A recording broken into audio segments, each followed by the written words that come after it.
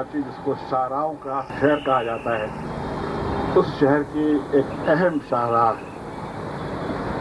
इस शाहराह पर से आने वाली और जाने वाली जो ट्रैफिक है, जो न सिर्फ कराची से मुताल्लिक है, बल्कि आप इस वक्त भी देख सकते हैं कि वो ट्रैफिक जो हैदराबाद से और सक्खर से कहाँ से आ रही है, वो भी इस सड़क से गुजरती है।